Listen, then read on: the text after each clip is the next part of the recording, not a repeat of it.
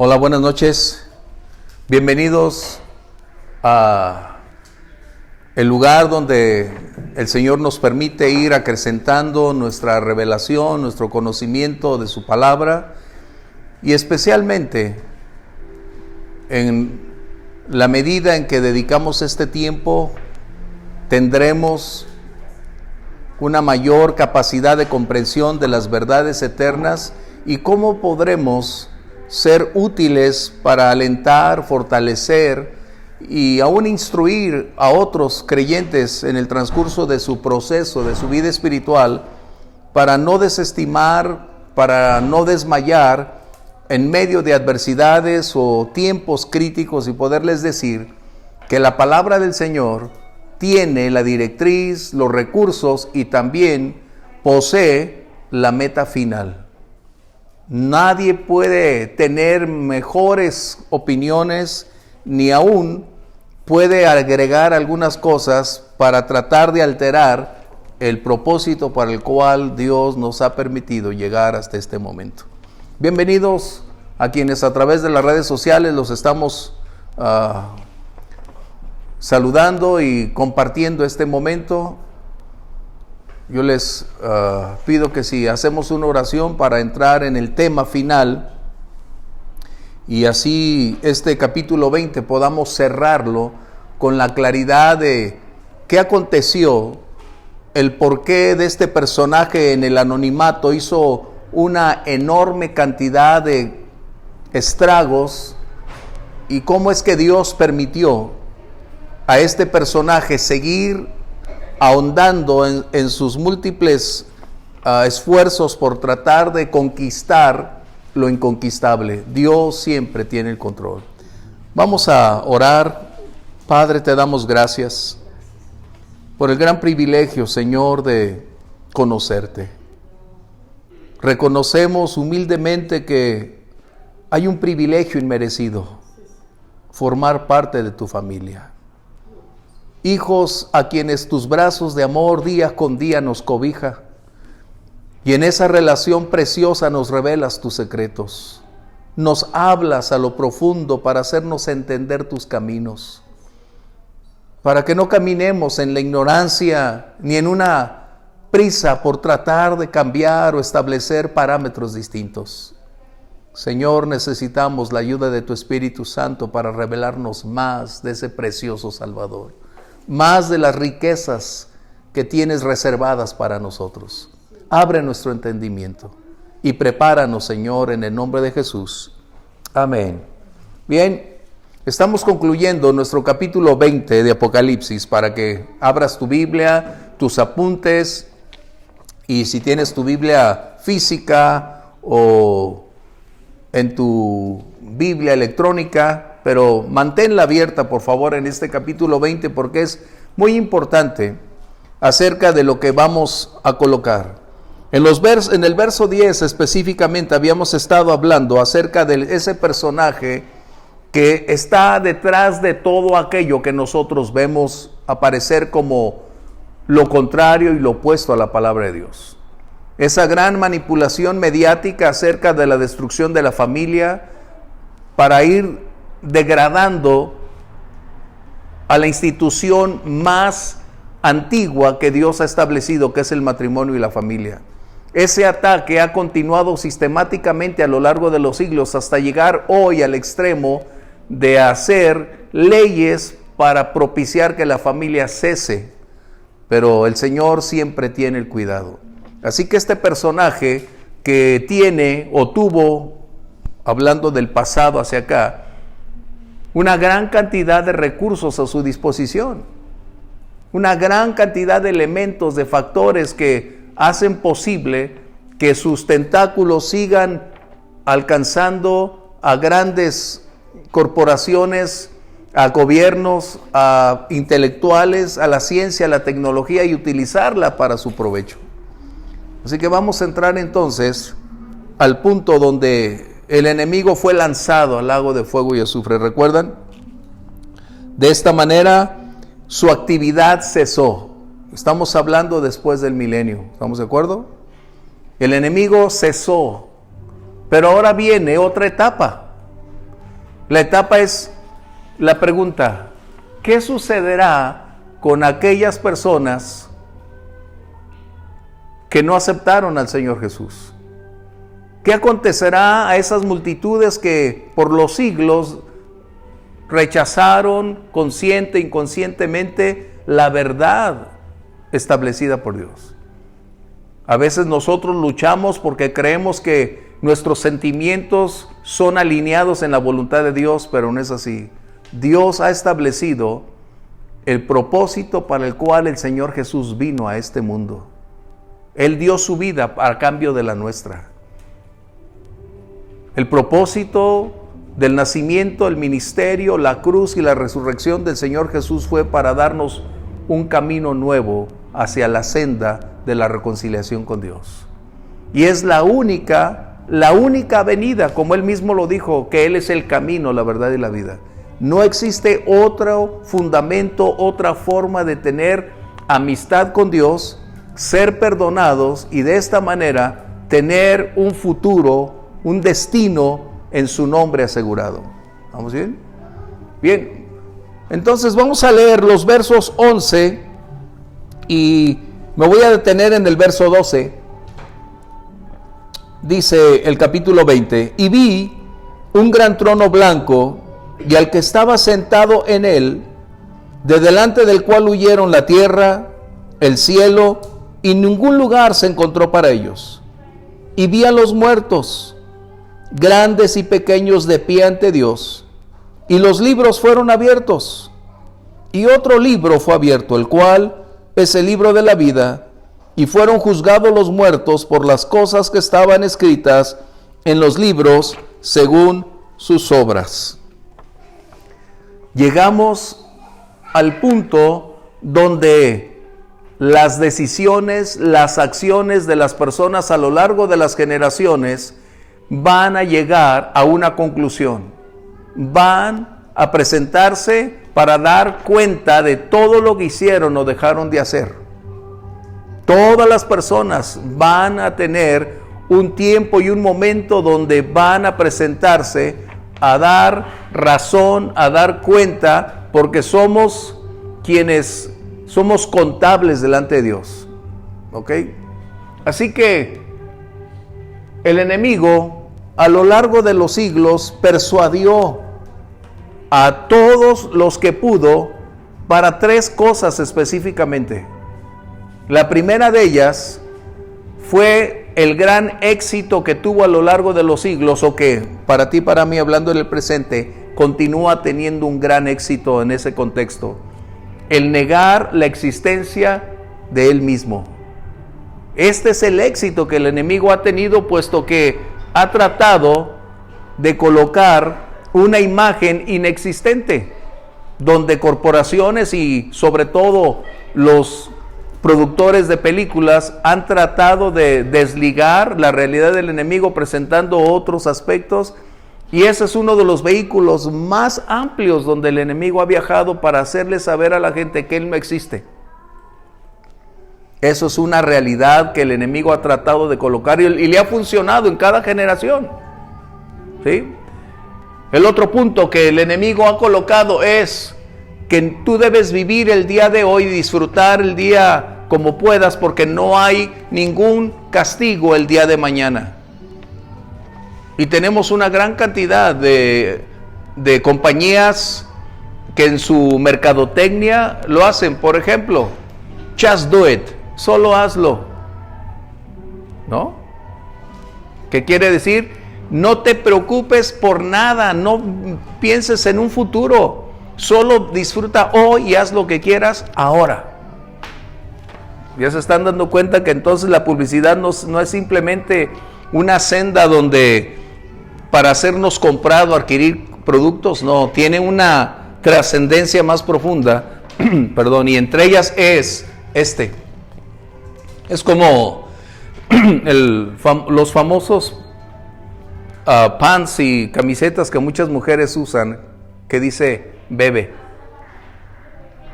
Necesitan darse cuenta que no está hablando de algo nada más de una marca. toda esa publicidad va dirigida hacia un punto específico. Qué tremendo. O sea, yo a veces veo las camisetas o las playeras o lo que traen las mujeres y le digo a mi esposa, ¿sabrán realmente la connotación que conlleva esas leyendas?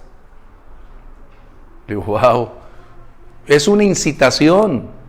O sea, bueno, ¿estamos bien? Así que esta fue una de las, o es todavía una de las grandes propuestas que el enemigo ha tratado para que las personas no tengan un punto hacia mirar a un futuro distante. Es retirarles todo el sentido de peso de un mañana para que disfruten la vida hoy sin importar excesos, sin importar qué condiciones.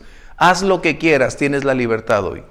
Y el tercer punto que el enemigo colocó es que no vamos a rendir cuentas a nadie. Somos dueños de nuestro presente, somos dueños de nuestro mañana. Nosotros decidimos nuestra vida, somos nuestro propio Dios y por lo tanto no hay un lugar, no existe nadie a quien debemos darles cuentas. Ya que me muera ya Dios dirá. Exacto, ¿no? Ese es el gran punto que tenemos. Así que estas tres condiciones o tres aspectos es lo que ha continuado en sus múltiples agendas del enemigo para manipular generaciones, manipular personas y propiciar dentro de su contexto de alcances que uno de sus aspectos más importantes es la mercadotecnia. Sabe cómo vender, sabe cómo atraer, sabe cómo impactar, sabe cómo seducir, conoce la naturaleza humana y por lo tanto le va a ofrecer todo lo que ello desee. ¿Estamos bien? Así que estamos hablando entonces de un personaje que ha hecho a lo largo de los siglos un plan siniestro. Él detrás de cámaras sigue manejando los hilos. Tan es así que corporaciones han decidido cambiar su curso para hoy tener una mayor cantidad de ingresos en la venta de tejido humano, que antes era prácticamente inaceptable, hoy se convierte en una de las normas más importantes porque recuerden, si no hay a nadie a quien darle cuentas y si esta vida es la mejor vida que tenemos, pues hagamos lo que queramos.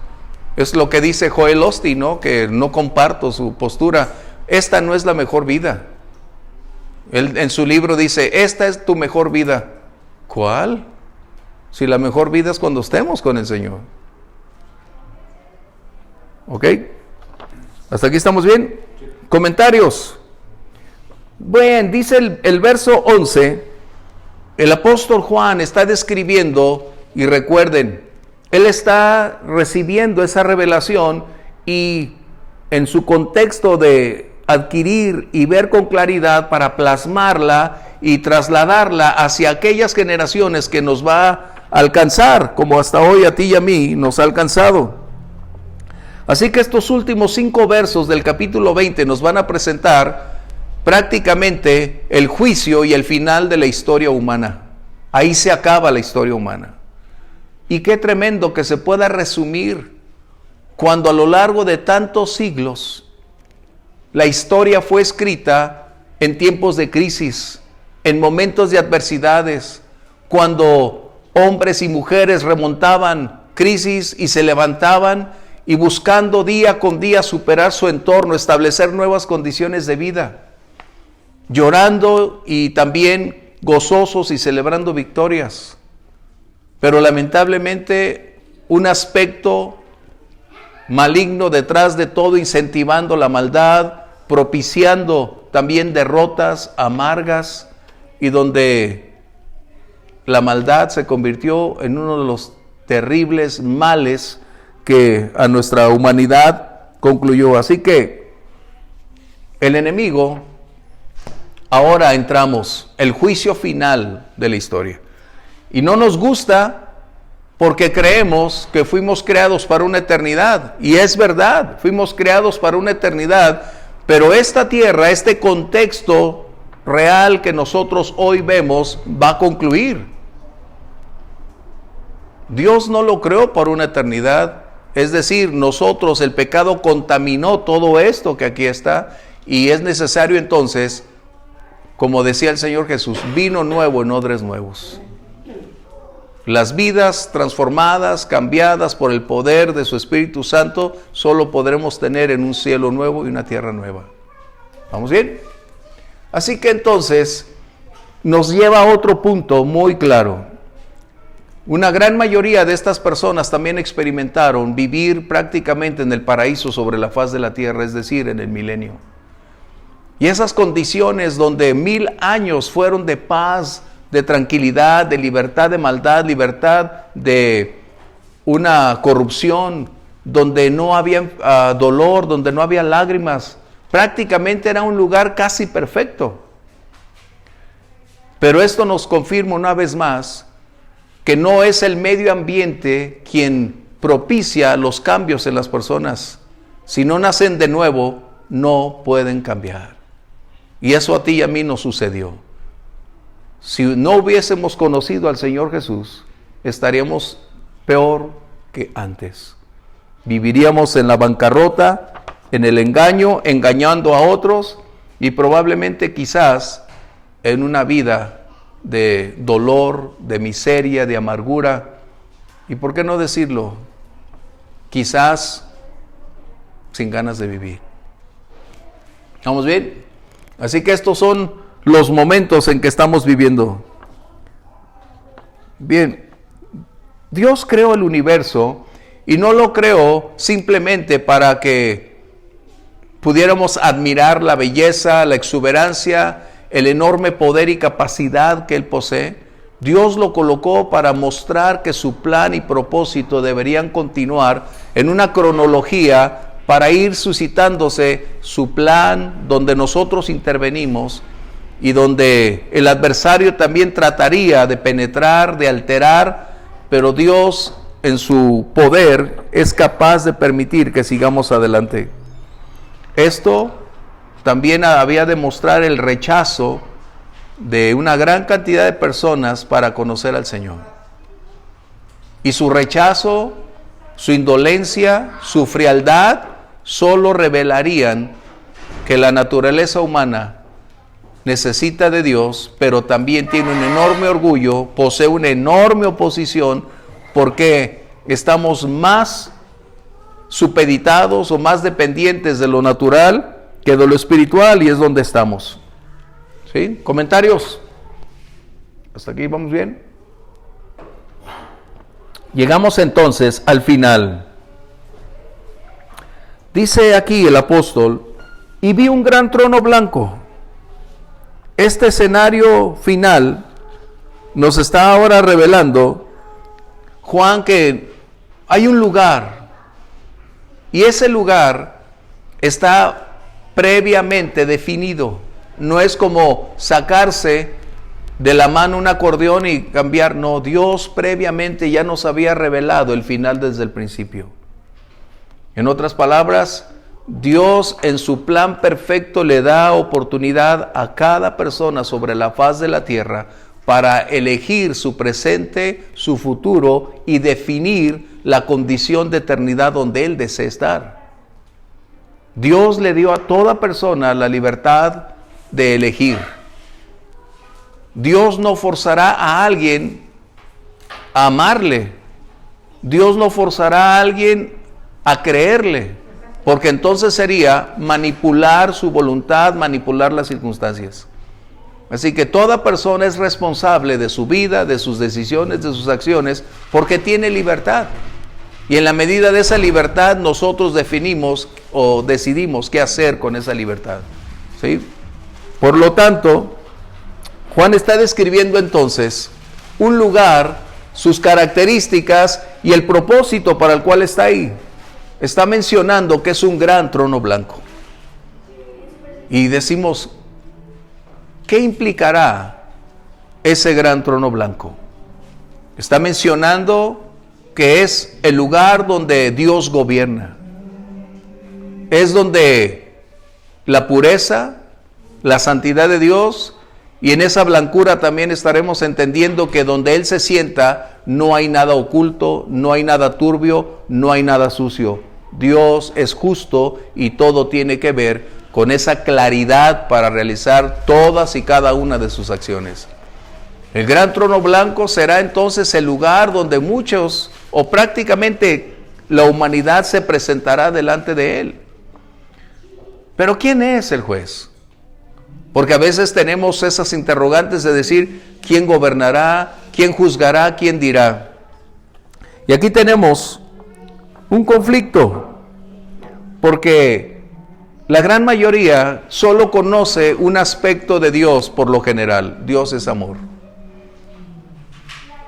Y en ese contexto, la gran mayoría no decide aceptar que el carácter de Dios no solo es amor, también Dios es justo. Y todo trato con Dios tiene que ver con ambos, con carácter y justicia. Es como una moneda, tiene dos caras, o sea, tiene un anverso. Y es donde precisamente el carácter de Dios no puede estar completo a menos que no se coloque en ese balance. Pero cuando nosotros maximizamos el amor, estamos disminuyendo el carácter de Dios y por lo tanto nos estamos engañando a nosotros mismos. La Biblia nos enseña que Dios es justo. Y por lo tanto, en su justicia, Él pedirá cuentas de todo lo que se hizo, se dejó de hacer. Eso es muy importante. Comentarios. ¿Está bien? Así que el juez, dice Juan aquí, vamos a ver, dice, el que estaba sentado en él, Juan reconoció quién era él. Juan sabía quién era. Y el mismo Señor Jesús previamente había estado señalando, como el Antiguo Testamento. Hay dos textos, Juan 5, 22 y verso 27. Porque el Padre a nadie juzga, sino que todo el juicio dio al Hijo. Y también le dio autoridad de hacer juicio por cuanto es el Hijo del Hombre. Esta es una de las actividades o de las acciones que el Señor Jesús haría. Recuerden, cuando Él vino, Él dijo, yo no juzgo a nadie. Quien juzga es la palabra, es lo que Él había dicho. Encontramos a aquella mujer que fue tomada en el mismo momento del adulterio, y el Señor Jesús le dijo, yo no te juzgo, pero vete y no peques más. ¿No? Él no estaba señalando, Él vino a buscar, a salvar lo que se había perdido. Esa fue la misión prioritaria cuando Él descendió. Para eso vino, para eso nació y murió, para buscar y salvar lo que se había perdido. En otras palabras, todos aquellos que se consideraban pecadores, era el propósito de salvarles, de traerles a los lazos de amor, porque no había otra forma de llegar a Él. Ni la religión, ni los sacrificios, ni el sistema judaico era capaz de librar, ni la ley pudiera librar a nadie de ese gran peso que se llamaba fallarle a Dios. Así que ahora, en el carácter de juez, Jesús ya no está como aquel siervo humilde que vino a ofrecer amor. Ahora tiene que colocar el otro aspecto de su carácter, que es la justicia. ¿Vamos bien? ¿Sí? Eso es vital. Es como si nuestra sociedad no tuviera quien ejerciera una justicia correcta. Viviríamos en un caos, en un desorden. Pero tiene que haber justicia. Y hablando de una justicia imparcial, justa, que es muy difícil, pero finalmente ese sería el ideal. ¿Sí? ¿Vamos bien? Ahora, en el Antiguo Testamento, en el libro de Daniel, capítulo 7, verso 9, Daniel está hablando precisamente acerca de aquel momento. Recordemos, Daniel es prácticamente el Apocalipsis del Antiguo Testamento. Es la declaración de Dios para todos aquellos antiguotestamentarios, para que pudieran tener ya un aspecto, si no como el nuestro, pero de más detallista, pero sí una amplitud de lo que iba a suceder con todos estos acontecimientos. Daniel 7, verso 9 y 10, por favor. Estuve mirando hasta que fueron puestos tronos, y se sentó un anciano de día bodas, cuyo vestido era blanco como la nieve, y el pelo de su cabeza como la lana limpia. Su trono llama de fuego, y las ruedas del mismo fuego ardiente. Un río de fuego procedía y salía de delante de él. Millares de millares le servían, y millones de millones asistían delante de él. El juez se sentó y los libros fueron abiertos. Es prácticamente lo que tenemos aquí. Recuerden, la Biblia no entra en contradicciones. Es un complemento y una afirmación, una corroboración en el Antiguo como en el Nuevo Testamento, hablando de las mismas doctrinas, hablando del mismo propósito. Por eso es que la Biblia se interpreta por sí misma.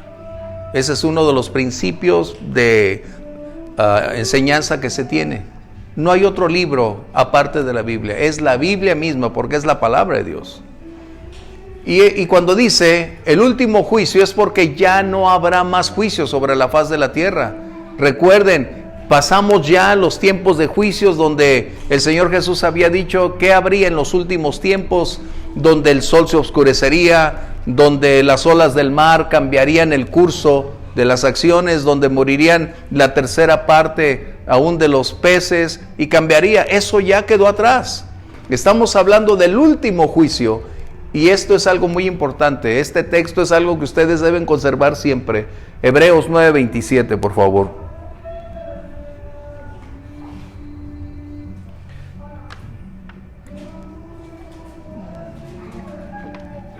Eso es algo que debemos tener ahí.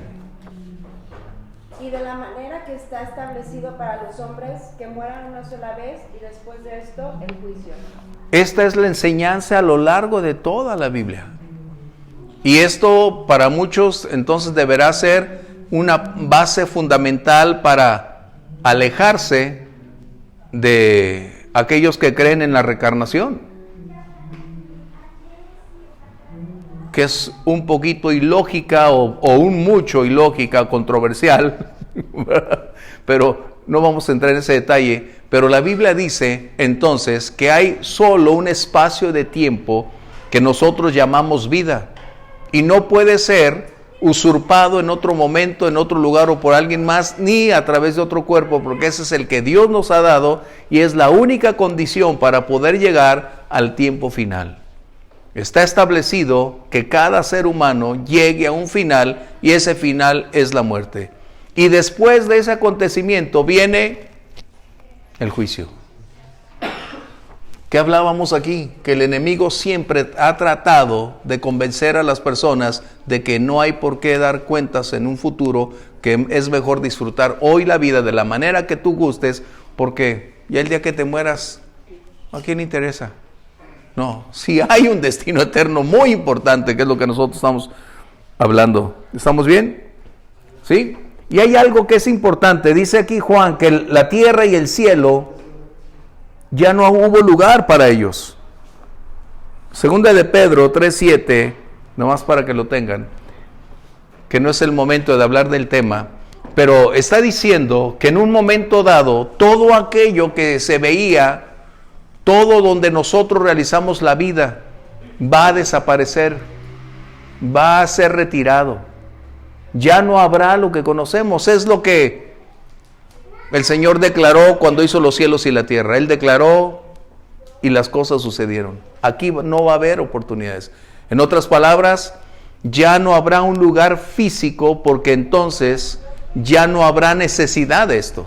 Estaremos entrando en la última fase. En otras palabras, estamos entrando al final de la historia humana y al principio de la eternidad. ¿Sí? Segunda de Pedro 3:7, nada más por favor para irnos adelante. Que existen ahora están reservados por la misma palabra, guardados para el fuego en el día del juicio y de la perdición de los hombres. Wow, eso es lo que está diciendo Pedro. Entonces, si en verdad Hollywood hiciera una serie de películas de los últimos días en base a estas escrituras, yo creo que tendrían unos éxitos taquilleros enormes. Claro, con los efectos, con esa capacidad que tienen para crear el drama, para mantenerte en la ansiedad de descubrir qué sigue. y con todo lo que son capaces de tener una producción, lograrían de verdad películas taquilleras. De hecho, hace unos pocos años hicieron una serie de películas apocalípticas que les fue muy bien, pero cambiaron y le dieron el giro, pero le dieron a su economía un enorme. ¿Por qué? Porque por lo general una gran mayoría de personas está ansiosa de conocer el mañana. Y no es raro. No, hay gente que no se puede levantar ni salir de su casa si no checa su horóscopo. Hay gente que está buscando el día de mañana y tiene que consultar quién le lea, quién le diga qué va a pasarle o de qué manera tiene que vestir, cómo hacer las cosas, porque el mañana para ellos representa el gran conflicto de su vida. ¿Sí? Bien, dice entonces este verso que tenemos, verso 12, vamos a entrar ahí. Y vi a los muertos, grandes y pequeños, de pie ante Dios, y los libros fueron abiertos. Aquí estamos como en la escuela, cuando entrábamos en cuestiones matemáticas de trigonometría. Tenemos que despejar las incógnitas antes de tener el resultado. No podemos hablar de un resultado si no disipamos lo que tenemos en estas dos palabras que son un conflicto para muchos creyentes que han tergiversado esta doctrina. Respetamos su postura, pero han tergiversado su contenido y han llegado a establecer nuevas condiciones, o en su doctrina propia han establecido una senda totalmente opuesta a la verdad. Por ejemplo, dice pequeños, y cuando no estudias el contexto ni la etimología de esa palabra, se da para muchos de ellos este siguiente resultado: son niños. Son aquellos que están entre nosotros en una edad de ser llamados niños, y también ellos van a ser juzgados. La pregunta, ¿realmente será eso?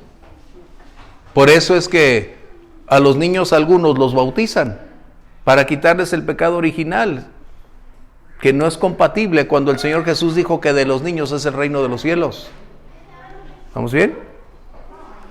O sea, los niños, y cuando hablamos de niños, bueno, yo creo que en los años 50 hablar de niños todavía estabas hablando de 12, 13 años, quizás que no había la misma condición de información, de maldad, de degradación moral y añadiéramos más. Hoy un niño ya tiene una gran capacidad, ya tiene una enorme oportunidad de accesar a la información y ha cambiado. Entonces, ¿cuándo dejará de ser este contexto? Hasta que un niño sepa hacer lo bueno y lo malo. Por eso el bautizo no es para niños. El bautizo es, como dice la palabra, que si creemos en el Señor Jesucristo y nos arrepentimos, entonces es el punto de bautizo. Quiere decir que el bautismo es o conlleva una condición de reconocer nuestra realidad espiritual, física, y entonces determinar nuestras acciones. ¿Sí? ¿A qué se refiere entonces esta palabra pequeños? La palabra en griego significa micros o micro. ¿De qué está hablando? No está hablando de edad, porque cuando hablamos de niños es otras palabras relacionadas a niños. Lo que está hablando es acerca de alguien en la posición que ocupa, en el tamaño, también puede ser de su estatura, como la influencia que ejerce en otros. Es en la medida en que él se desenvuelve. Y hay un texto muy importante, Mateo 5:19. Eso lo vamos a ver. Estos pequeños, que obviamente ya son personas en edad adulta, tenemos que disipar esa duda, porque de otra manera nos vamos a ir con que son adultos y niños. No está hablando en ningún contexto de edades.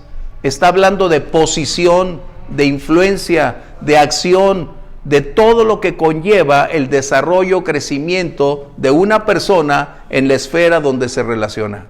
¿Vamos bien? Mateo 5:19, por favor.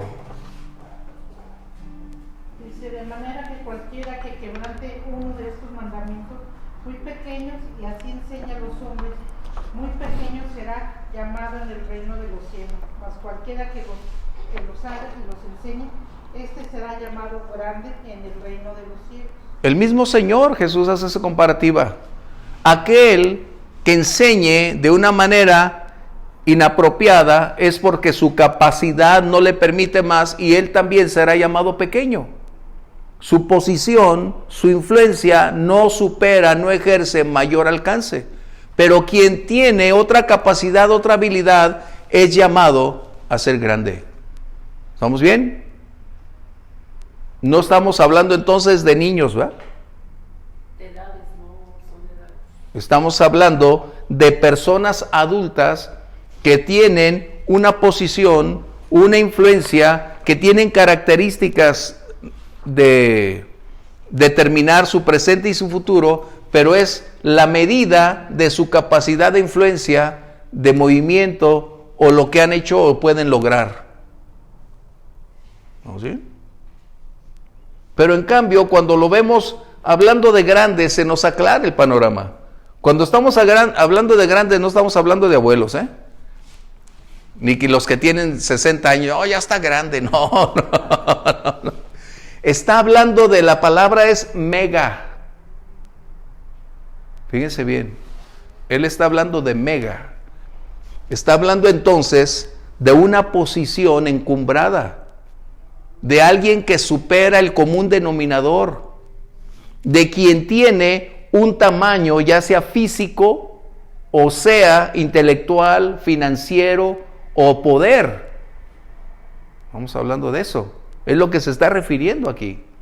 Así que lo que va a suceder es que personas cultas o incultas, ricas o pobres, intelectuales o ignorantes, van a estar ahí. Es lo que está diciendo. ¿Estamos bien? ¿Sí? ¿Comentarios?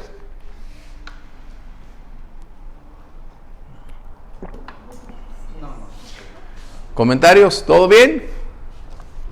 Porque este es algo esencial que no podemos dejar de ver. Esto ha generado hasta el día de hoy una gran cantidad de doctrinas que han tergiversado el Evangelio y han hecho un enorme desgaste por tratar de interpretar y otros tratar de defender por no tener la claridad de lo que el Señor Jesús está hablando aquí acerca de grandes y pequeños. Por eso no podemos decir que hablando de pequeños es los niños. Está hablando entonces de aquellas personas que no alcanzaron y no sobresalieron como otra mayoría. ¿Estamos bien? Por ejemplo, los que les gusta el deporte hacen comparaciones con uno y con otro, ¿no es cierto? Y aquel llega, no, este es más grande que aquel. O los artistas, no, este se lo lleva con ganas, este es mejor. Eso están hablando. ¿Sí? ¿Comentarios? ¿Seguimos? Luego al rato, ¿qué dijimos? Esto es muy importante, por eso necesito que quede claro este punto. Porque ustedes lo van a enfrentar día con día en su vida espiritual. Por ejemplo,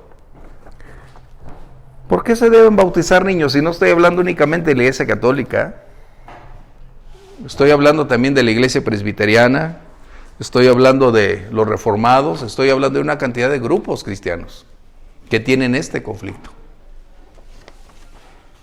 Entonces dices, ¿por qué? Porque este contexto, ahora sí que voy a usar una redundancia, cuando lo sacas de contexto, se convierte en la gran oportunidad para hacer el pretexto. Así es. Entonces, no se trata de que nosotros conozcamos esta doctrina para señalar, condenar o entrar en contienda, no. Es precisamente para evitar un error el día de mañana. Y cuando veamos ese error, es orar, apoyar, ayudar, de tal manera que podamos tratar de influir para que cambie esa condición. Pero no para entrar en contiendas y tratar, si es que yo tengo la verdad, no. Sí, no es para eso la palabra. ¿Estamos bien? Por eso es que estamos aquí, para aprender a discernir y ver las cosas como la misma palabra lo define. ¿Sí? Así que los niños entonces, ¿se van al cielo o van a pasar ahí el gran trono blanco? Se van al cielo. Hablando de niños. Mientras tengan esa capacidad. ¿Ok? Mientras todavía no sepan qué es bueno y qué es malo. Así es. Eso es muy importante. ¿Sale? Porque el agua, dice la Biblia, no limpia pecados. El agua sigue teniendo solo un simbolismo espiritual, mas no una medida física ni un poder espiritual para cambiar un estatus. ¿Vamos bien? ¿Sí? ¿Estamos de acuerdo? Ok. Por eso les pregunto, ¿estamos bien?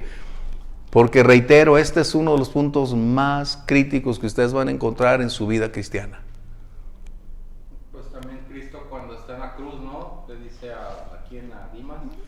Sí, ¿no? Y, sí, a gestas. No. No. Exactamente, ¿no? Aunque no tenemos esos dos nombres tan claros ahí. Pero, ¿qué sucedió? La fe de él fue lo suficiente. ¿Ok? Señor, acuérdate de mí cuando estás en tu reino. Y el Señor le dijo, hoy estarás conmigo, ¿no? Qué importante. Entonces, el agua no posee una capacidad, porque entonces estaríamos entrando en otro contexto de magia o de espiritismo o de hechicería, conferirle al agua un poder sobrenatural por encima de todas las cosas. Es la obediencia al mandamiento. Es muy distinto que conferirle al agua un poder. Voy a solamente mencionar algo. Por ejemplo, la iglesia de Pare de Sufrir, ellos tienen un dogma, que es que si se toman un vaso con agua, o esa agua, los va a sanar, los va a liberar, porque es agua. Y dices, ¿qué? Ellos creen en el poder del agua. ¿De qué estamos hablando? De lo mismo. El agua no tiene ningún poder. Si el agua del Tlacote, en vez de apoyar, trastornó a muchos por la enorme cantidad de minerales que había en ella, ¿no? Pero le hicieron tanta propaganda que la gente iba a hacer filas. Y a los días que ellos tomaban tanta agua, empezaron a acudir allá a los hospitales porque sus riñones estaban en crisis. ¿Estamos bien? ¿Hasta aquí llegamos? Comentarios. ¿Quiénes van a estar entonces en este lugar? Y esa es una buena pregunta. Todos los asistentes a ese gran trono blanco serán las generaciones a lo largo de toda la historia de nuestro planeta, de cualquier lugar, de cualquier región. Hablamos de poderosos o débiles, hablando en el contexto de grandes y pequeños. Todas las personas se van a presentar. ¿Quiénes? Aquellos que renunciaron a reconocer que Jesús era el Salvador. Aquellos que determinaron por su propia capacidad o por influencia o simplemente por negación, se abstuvieron de reconocer a Jesús como el Salvador. Son todos ellos los que van a asistir a este lugar. ¿Sí? Vamos a ver Daniel 7:10, por favor. Porque dice aquí el verso 12, se los voy a leer mientras ustedes buscan ahí. Dice que, y vi los muertos, grandes y pequeños, de pie ante Dios. Y los libros fueron abiertos. Y esto es muy importante porque la Biblia nos menciona acerca de 3 libros que van a estar abiertos en ese tiempo. 3 libros. ¿Okay? Vamos a escuchar Daniel 7:10, por favor. Un río de fuego procedía y salía de delante de él. Millares de millares le servían y millones de millones asistían delante de él. El juez se sentó y los libros fueron abiertos. Los libros fueron abiertos. La Biblia menciona 3 libros al respecto. Y no nos da tantos detalles porque su propósito es propiciar que somos salvos por gracia, por fe, creemos en el Señor. Pero aquí está colocando el énfasis sobre lo que un juez dictamina como resultado de los hechos, de las evidencias. Él está mostrando, el Señor, que no va a haber ningún juicio fuera de un contexto real, sino que la veracidad de los acontecimientos va a determinar el curso, la sentencia y la condena acerca de lo que va a acontecer. ¿Vamos bien? Hay 3 libros y vamos a ver uno. Dice aquí que los libros fueron abiertos. ¿Y cuáles esos libros? El primero, ese tiene que ver con lo que las personas hicieron, dejaron de hacer. En otras palabras, es un registro minucioso de su vida. Cada persona sobre la faz de la tierra tiene un expediente previamente colocado por Dios. En un pasado diríamos, será imposible que pudiera Dios tener tantos libros, pero ahora la nanotecnología o toda la ciencia nos revela que en simple un centímetro cuadrado posee una enorme cantidad de millones y millones de información. Esto quiere decir entonces que sí es posible que Dios conozca y posea una información verídica de cada individuo sobre la faz de la tierra. Así que va a abrirse un libro donde todas las personas que no conocieron al Señor están registradas y sus vidas están plenamente identificadas. ¿Sí? Esto suena así como muy crítico, ¿no? Estos 3 libros, entonces el primero es el libro de un registro personal. Cada uno de nosotros, a pesar de creyentes, tiene un libro. Pero la gran diferencia, recuerden, es que la iglesia no está dentro de este contexto. La iglesia ya no está aquí, ¿estamos de acuerdo? La iglesia no está aquí. La iglesia quedó años y años atrás con el Señor. Pero cada persona entonces tiene un registro personal donde su omisión o sus acciones están debidamente colocadas ahí. Y Dios es tan justo que les va a permitir, cuando se abran esos libros, ser juzgados por sus acciones. Aquí vamos bien. ¿Estamos bien? El segundo libro es el libro de la vida. ¿Qué es ese libro? Es el libro que cuando tú y yo aceptamos y reconocemos que Jesús es el Señor, es nuestro Dios, es el Salvador, somos inscritos en ese libro de la vida. Ahí estamos. De tal manera que para nosotros ese libro representa la garantía de una eternidad. Ahí está escrito nuestro nombre. Por eso el Señor Jesús en el libro de Apocalipsis menciona a una de las iglesias diciéndole que no borraré tu nombre del libro de la vida. ¿Recuerdan cuando hablábamos de Moisés que decía, Señor, bórrame de tu libro si es necesario? Y el apóstol Pablo también diciendo, Señor, prefiero que me borres a mí que a mi pueblo. O sea, Dios tiene previamente eso para ti y para mí como la garantía exprofesa de que estamos no solamente en sus pensamientos, sino que hay un registro donde nosotros prácticamente no somos borrables, puesto que mientras caminemos en esa fidelidad y en ese camino al Señor, nuestro nombre aparecerá ahí. Y el tercer libro, el Señor Jesús dijo, el cielo y la tierra pasarán, pero mi palabra no pasará. Vamos a ser, o las personas van a ser juzgadas también de acuerdo al contexto de la palabra de Dios. La Biblia va a estar allá. Eso es algo que va a estar ahí. Por eso Jesús dijo, el cielo y la tierra pasarán, pero mi palabra no pasará. En otras palabras, lo que va a definir el estándar del juez es lo que la palabra de Dios declara. Es como la constitución o la ley que define el juicio, la sentencia y el castigo que se va a ejecutar. ¿Comentarios?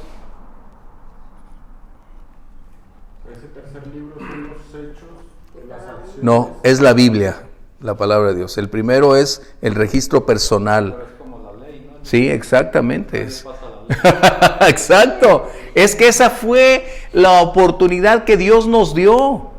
Por eso Jesús vino, porque el mundo estaba condenado, no por Dios, sino por su propia condición pecaminosa. Y es que nosotros somos pecadores por nacimiento, somos pecadores por decisión y somos pecadores por práctica.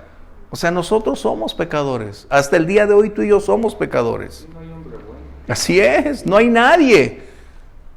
Pero esta naturaleza se justifica las mentiras que el enemigo colocó. La primera, no existe el diablo. La segunda, no hay castigo futuro, vive hoy como quieras. Y la tercera, a nadie tienes que rendirle cuentas.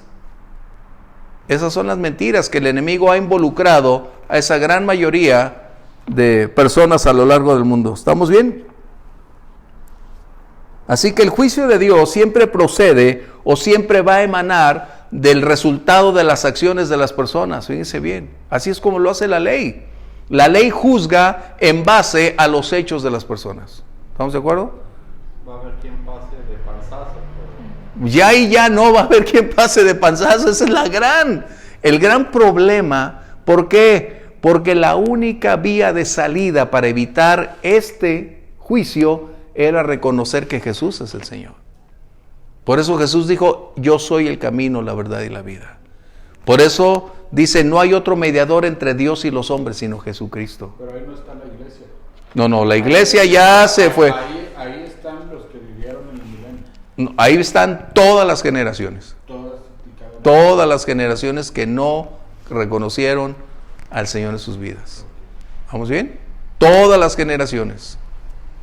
Por eso es que Dios en su justicia va a permitir que ellos puedan abrir sus libros y encontrar algo que sea digno. Pero en el libro de Isaías dice que aún nuestras propias justicias son como trapos inmundos. Es como querer decir, mira Señor, yo también colaboré para mi salvación, cuando en realidad dice, si la salvación, el precio pagado fue en la cruz del Calvario.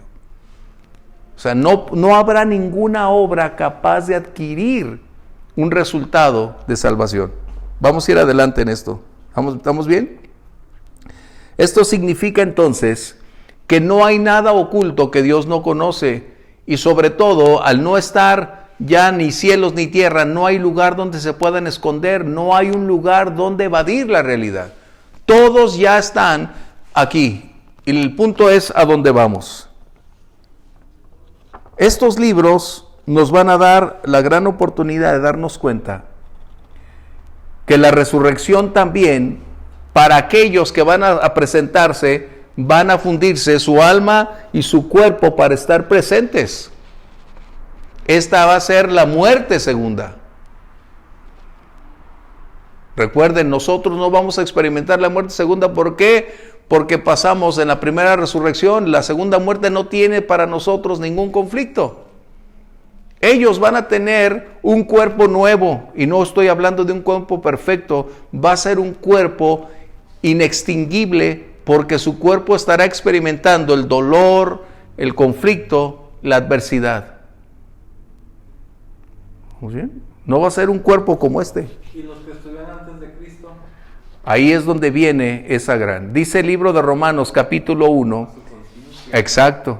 Así es, Dios colocó un monitor en cada individuo, y nosotros somos responsables de escuchar la voz de la conciencia y cambiar nuestro curso de acción, o somos capaces de cerrarle la puerta a la conciencia y vivir como queramos. Que ahí es ahí donde yo digo que a lo mejor ahí pasan varios de panzadas. Ahí es donde entramos en esa misericordia de Dios. Ahí es donde entramos en esa misericordia de Dios. ¿Sí? Porque cada persona va a ser juzgada acorde a, recuerden, y la sentencia es en relación a sus acciones. Eso es lo que estamos hablando. Pero si una persona quiere justificarse por acciones, no va a pasar la prueba. Porque si así hubiera sido el caso, entonces hablando un poquito hipotéticamente diríamos, Si es posible salvarse por obras, entonces el Señor Jesús murió de embalde. O si yo pudiera por mí mismo, entonces no necesito al Salvador. Sí, y ahí entra lo que platicamos en un libro, de que pueden practicar lo que sea, pero como tienen un corazón dadivoso y generoso. Así es. ¿Ok? Así que no solamente va a haber, y esto es importante que recordemos, no solamente va a haber una evaluación de sus obras, sino también sus obras van a determinar el tipo de castigo o el lugar específico donde van a estar. El Señor Jesús lo había anticipado al respecto. O sea, aunque van a un lugar de dolor, de sacrificio, no todos van a experimentar la misma condición que está ahí. ¿Sí? ¿Comentarios? ¿Estamos bien? O sea, el castigo va conforme a las obras que hicieron, O lo que hicieron y dejaron de hacer. que hicieron lo que dejaron de hacer. Vamos a leer para que veamos esto. En Mateo 11, 20 en adelante. De igual manera que los que vivieron el milenio fueron asignados las tareas conforme a su fidelidad. Sí, a los que fueron salvos. Pero aquí, vamos a leerlo, nos va a despejar la incógnita. Dice, verso 20, en Mateo 11. Entonces comenzó a reconvenir a las ciudades en las que había hecho muchos de sus milagros, porque no se habían arrepentido, y diciéndoles, ay de ti, está hablando de las ciudades, ay de ti Corazín, ay de ti Betsaida, porque si en Tiro y en Sidón se hubieran hecho los milagros que han sido hechos en ustedes, tiempo atrás se hubieran arrepentido en silicio y en ceniza. Por tanto les digo que en el día del juicio, lo que estamos hablando, será más tolerable el castigo para Tiro y para Sidón que para ustedes. Verso 23, y tú Capernaum, que eres levantada hasta el cielo, hasta el Hades serás abatida, porque fíjense bien, si en Sodoma y en Gomorra, o sea, si en Sodoma se hubieran hecho los milagros que se hicieron en ti, habría permanecido Sodoma hasta el día de hoy. Por tanto les digo que en el día del juicio, es lo que está diciendo, será más tolerable, esa es la palabra, será más tolerable el castigo para la tierra de Sodoma que para ti. Wow. O sea, aún en Dios es justo y va a darles acorde a lo que merecen. Eso es a lo que se llama el trono blanco. No los va a tratar a todos por igual. Todos van a tener un juicio individual, no colectivo. Cada uno de ellos, y nosotros estaremos ahí mirando. Pero ya no podremos hacer nada por aquellos que amamos o nuestros amigos. No tendremos la capacidad porque la vida se define mientras estamos aquí sobre la faz de la tierra.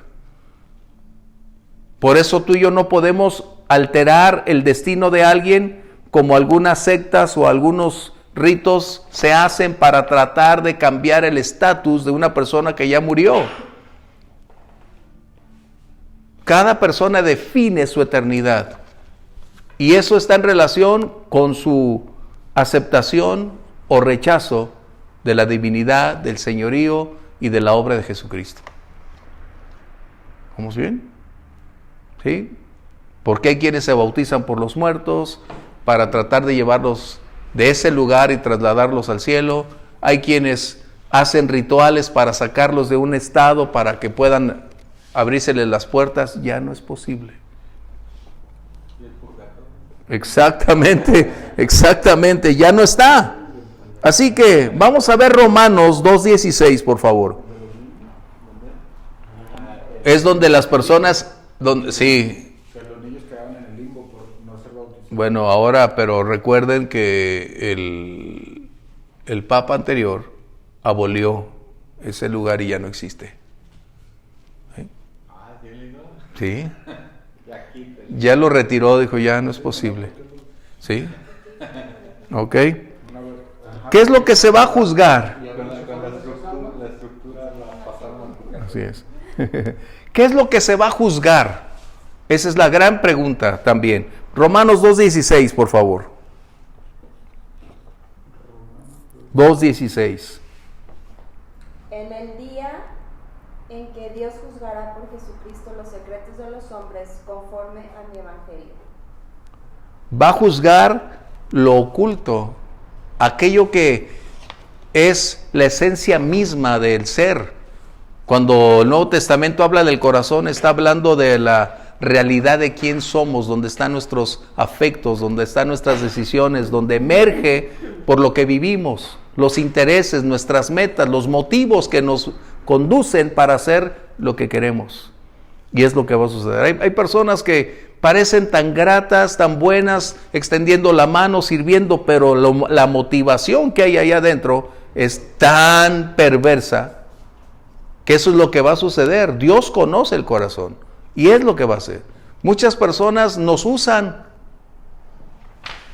y nosotros decimos, bien, vamos adelante, pero nos usan en el sentido de que a veces no nos percatamos, pero lo que está dentro es lo que están haciendo, juzgando y actuando porque sus intereses no son en relación con los nuestros, pero nos ven como una fuente para generar a ellos algún tipo de interés, de ganancia, y somos así usados. Por eso es lo que está diciendo el apóstol Pablo, que va a ser juzgado lo oculto también. No solo las acciones, estamos hablando también de otro contexto, lo que está dentro. ¿Sí? Comentarios, aportaciones.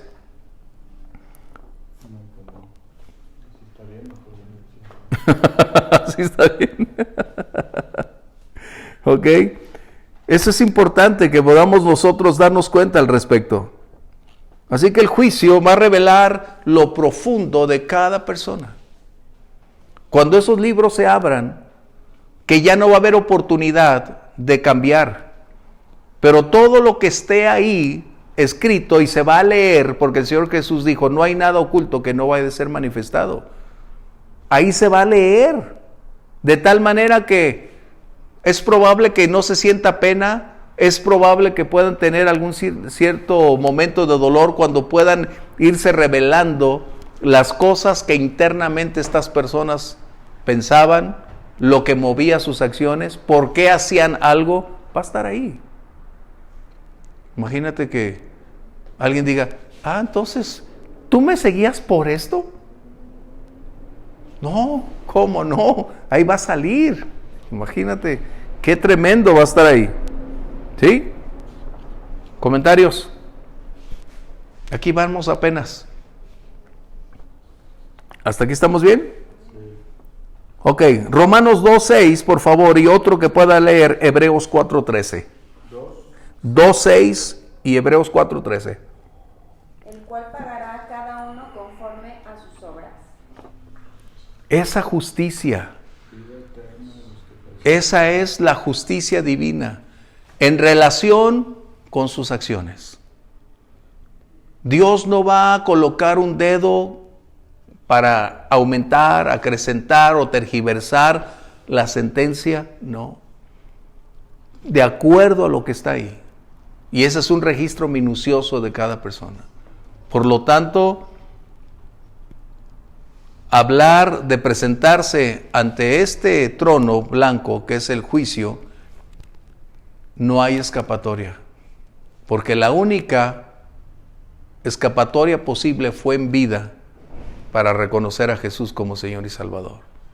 ¿Sí? Hebreos 4.13, por favor. 4.13.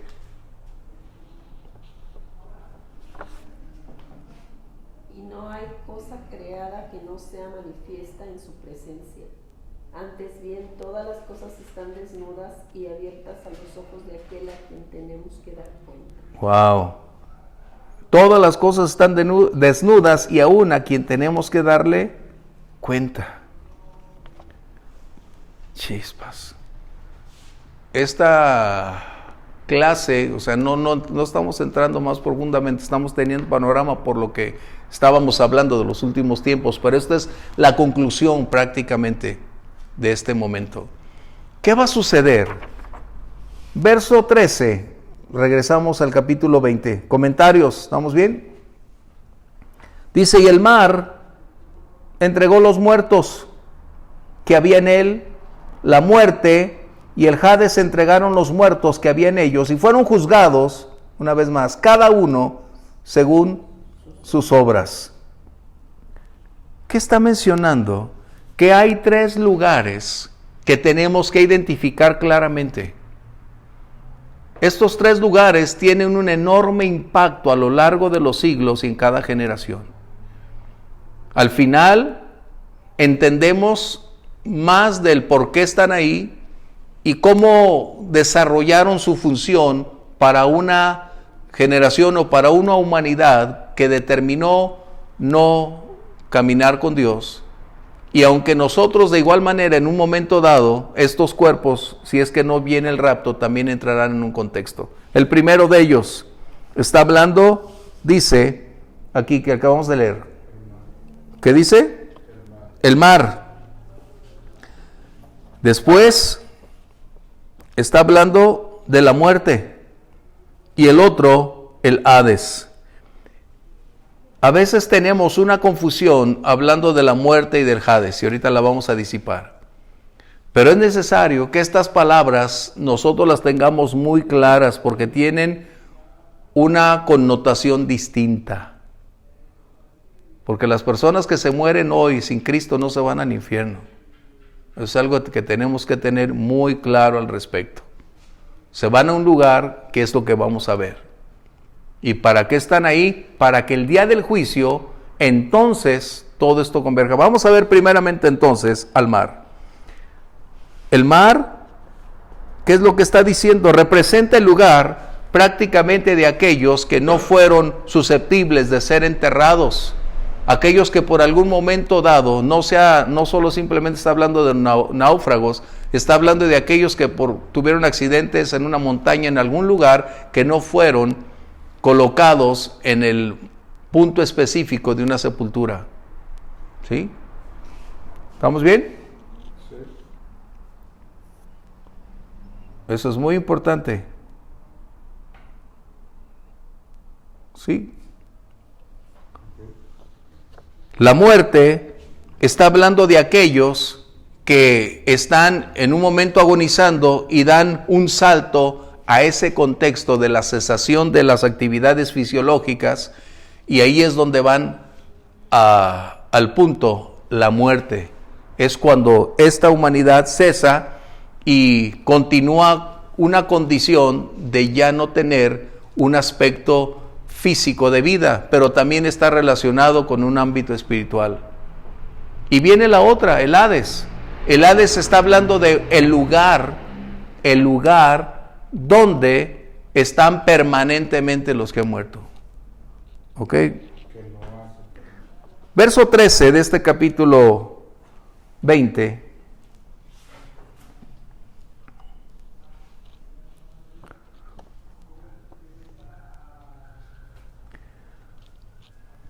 Así que entonces la muerte habla del estado de esta condición física. La muerte, que cesaron sus actividades. ¿Qué pasa cuando te mueres? Se acabó tu nombre, se acabó tu esencia, se acabó tus abrazos, se acabaron tu realidad. La gente nomás te va a extrañar, va a llorar, pero dejaste de ser aquí. Pero hay un lugar donde vas a estar. ¿Vamos bien? Hades, verso 13, por favor. Y el mar entregó los muertos que había en él, y la muerte y el Hades entregaron los muertos que había en ellos, y fueron juzgados cada uno según sus obras. El lugar, el Hades es el lugar donde van los muertos, donde están los muertos. No están en el infierno, porque decimos, no, ya se fue sin el Señor, está ya en la condenación. Todavía no. ¿Estamos bien? Porque eso es, repito, no estamos entrando en mayor intensidad, estamos hablando del panorama general a este contexto, pero es necesario extraer de estas palabras y ustedes las tengan muy claras, dónde y qué significan. No es sinónimo uno de otro, son distintos, son personificados distintos, porque ambos tienen funciones distintas y tienen contextos distintos.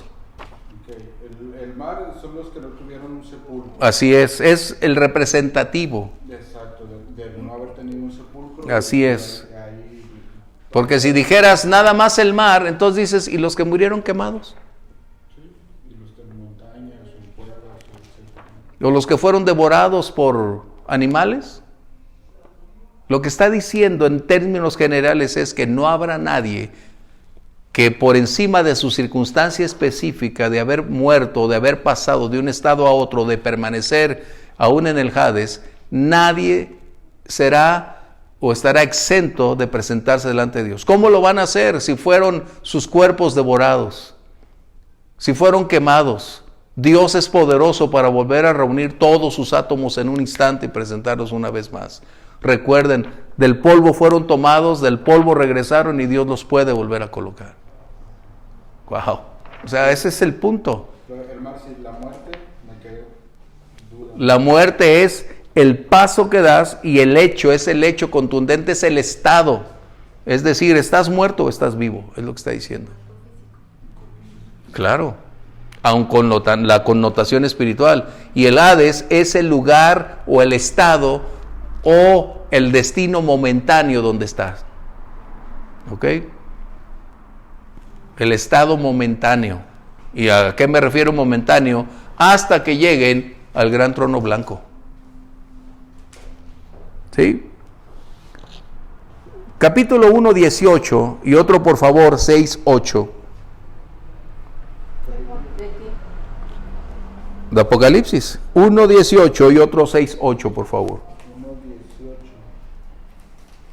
Y el que vivió y el que vivo y estuve muerto, mas he aquí que vivo por los siglos de los siglos. Amén. Y tengo las llaves de la muerte y del Hades. Son dos esferas distintas, no es una sola. ¿Ok? Esto tenemos que colocarlo. Porque la muerte y el Hades son inseparables. Representan dos aspectos de la muerte. Uno es el hecho físico de que te mueres y la otra son las consecuencias espirituales en dónde estás. ¿Vamos bien? La muerte es el hecho físico, la condición, y el Hades son las consecuencias espirituales del por qué moriste y a dónde vas. ¿Ok? Por eso el Señor Jesús mencionó en repetidas ocasiones acerca de corta tu brazo y no te vayas a ir al infierno o al Hades. ¿Sí? 6:8 por favor. ¿Estamos bien entonces? La muerte habla del hecho físico y el Hades de las consecuencias espirituales, es decir, el estado, el lugar donde la gente va. Así que ahorita no están en el infierno, ¿ok? Porque luego, ¿ya se fue al infierno? No, aún no. Van a esperar, el infierno es hasta después del juicio. Adelante, 6:8. Y he aquí un caballo amarillo, y el que lo montaba tenía por nombre Muerte, y el Hades le seguía, y le fue dada potestad sobre la cuarta parte de la tierra para matar con espada, con hambre, con mortandad y con las fieras de la tierra. Hablando de este contexto, así que va a suceder que su lugar de confinamiento, hablando de la muerte, hablando del mar, hablando del Hades, su lugar de confinamiento serán liberados de ese lugar para poder tener una vez más su cuerpo, su alma unidos para poder presentarse delante de Dios cuando sean juzgados. Y su cuerpo, reitero, su cuerpo no será semejante con el que murieron. Tendrá unas características distintas y entre la más sobresaliente es que será indestructible. No será sinónimo de aniquilación, pero sí de sufrimiento y dolor. ¿Vamos bien? Comentarios, porque parece que estamos hablando, ahora sí que está en chino. ¿Sí? ¿Estamos bien? Así que entonces dice aquí que fueron juzgados según sus obras, y la muerte y el Hades fueron lanzados al lago de fuego, que esta es la muerte segunda. La muerte segunda, entonces, ¿qué es? Es el estado, la condición, el lugar donde estarán una eternidad separados de Dios y experimentando un enorme dolor, quebranto en sus propios cuerpos.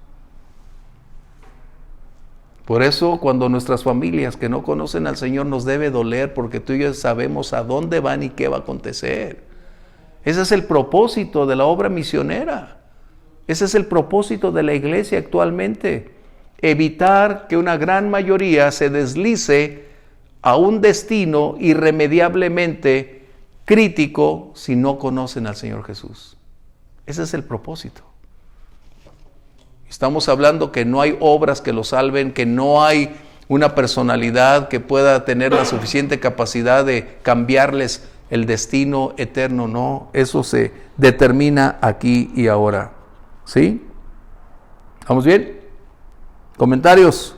¿Y ahorita cómo están espiritualmente? ¿Están padeciendo algo?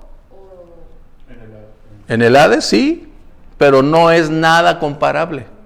sí están sufriendo? Pero no es nada comparable. Pero igual, en la muerte igual y en el mar igual. No. En el mar hay dos cosas, dijimos. Tu condición de separación de lo físico. Las consecuencias espirituales los va a llevar al Hades. ¿Ok? ¿Ok? Lázaro dice, estoy en un tormento, pero no es todavía. ¿Estamos bien? Por eso, aquí estamos entrando a este contexto. ¿Sí? Verso 10 de nuestro Apocalipsis que tenemos aquí, capítulo 20. Sí, verso 10. Y el diablo que los engañaba fue lanzado en el agua de fuego y azufre, donde estaban la bestia y el falso profeta, y serán atormentados día y noche por los siglos de los siglos. ¿Dice quién fue? La bestia y el falso profeta. ¿A dónde? Al lago de fuego. Y después el Señor lanza a Satanás a ese mismo lugar. Ahora sí, después de este juicio, dice aquí, verso 15 de capítulo 20, y el que no se halló inscrito en el libro de la vida fue lanzado al lago de fuego. En otras palabras, los que no fueron escritos en el libro de la vida por encima de sus buenas obras, de su conducta, de su cultura, de su personalidad, de sus aportaciones financieras para diferentes bienes comunes, no serán suficientes para liberarlos de esa condición a la cual van a estar ahí. La única alternativa para darles la oportunidad de cambiar su destino eterno es que su nombre esté escrito en el libro de la vida. Esa es la única situación. Y tú y yo no nos inscribimos, el Señor es quien lo hace cuando decidimos reconocerle y decir, Señor, gracias por venir a morir en la cruz por mí. Gracias, Señor, porque tú has hecho un sacrificio a mi favor, tu trono por mi vida, por darme vida y vida eterna. Eso es lo que estamos hablando. No es que hablemos de perfección, porque hasta el día de hoy, mientras vivamos tú y yo sobre la faz de la tierra, se nos siguen ensuciando los zapatos, le fallamos a Dios todos los días, seguimos siendo pecadores, pero estamos en un proceso depuratorio, en un proceso donde Dios nos está llevando paso a paso para cambiar nuestra vida y nuestro tiempo. Ay, Dios, ¿por qué no me dicen que es tarde? No, pues es temprano todavía. Es temprano, no. Ok, así que vamos a concluir. Dice aquí, el que no se halló escrito en el libro de la vida fue lanzado al lago de fuego. Y para irnos rápido, esto da por concluida esa postura que hay acerca del universalismo. El universalismo declara que no hay absolutamente nada que pueda impedir que Dios no realice lo que está diciendo aquí. En otras palabras, si no estás escrito en el libro de la vida, el universalismo establece que todos van a vivir igual, todos van a tener ese mismo final, todos van a disfrutar. Bueno, esa es una teoría que hay. Pero se retira, igual que el principio de restauración que mucho se menciona también en una doctrina de restauración. No, Dios restaurará todo y el día de mañana también tú tendrás una vida o un futuro de bienestar. Todo se concluye. Así que, entrando en este punto, para irnos, solo podemos agregar que esta doctrina del castigo eterno es tan impopular el día de hoy porque la iglesia se ha estado sustrayendo de enseñar el contexto general de la verdad. Queremos hablar de los últimos tiempos, pero para más atemorizar y para quizás poner nuestras posturas, pero no para llegar a la conclusión de que hay un final. Y ese final es doloroso. Y la manera de evitar ese final es conocer a Jesucristo. Esa es la única puerta de salida, caminar con Él. ¿Comentarios? ¿Comentarios? ¿Con esto concluimos? ¿Sí? ¿Sí concluimos? Ok. Entonces quiere decir que quienes van a estar al frente o quienes van a estar frente al trono blanco serán aquellos que a lo largo de todas las generaciones no tuvieron un encuentro con Jesucristo. Sus cuerpos un buen día serán resucitados, como dice Daniel, que muchos se levantarán para vida eterna y otros para confusión y dolor eterno. Esto es lo que está hablando. Quienes se van a levantar van a tener la oportunidad de su cuerpo una vez más volver a unirse con su alma y estar frente al Señor. Y después esos cuerpos tendrán características que los harán inmortales, indestructibles, pero estarán experimentando un quebranto, un dolor, una angustia como resultado de ser lanzados al lago de fuego. ¿Sí?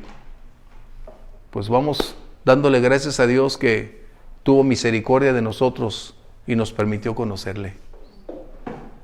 Porque esa es la gran verdad. Vamos a cerrar nuestros ojos. Padre, te damos gracias por permitirnos introducirnos un poco más acerca de el gran trono blanco y el destino de aquellos que decidieron no conocerte. Y eso nos lleva, Señor, a ser agradecidos, porque a ti te plació por la oración de otros, por la predicación de otros, hablar a nuestro corazón, abrir nuestros ojos y permitir reconocer nuestra condición espiritual y aceptar que el regalo de la vida eterna tuvo un alto precio en la vida del Señor Jesús. Te agradecemos, mi Dios, esta oportunidad de conocerte y evitar ese futuro juicio. Pero oramos por los que amamos, por nuestros padres, hermanos, familiares, aquellos a quienes tenemos relación como nuestros amigos y compañeros. Señor, ellos desconocen del riesgo y el peligro de un destino que va a ser crítico y doloroso. Ayúdanos para compartirles de tu amor. Abre su entendimiento, prepara su corazón y permítenos llevarles a tus pies. Te damos las gracias, Señor, por este privilegio de estar hoy introduciéndonos en el estudio de tu palabra, en el nombre de Jesús.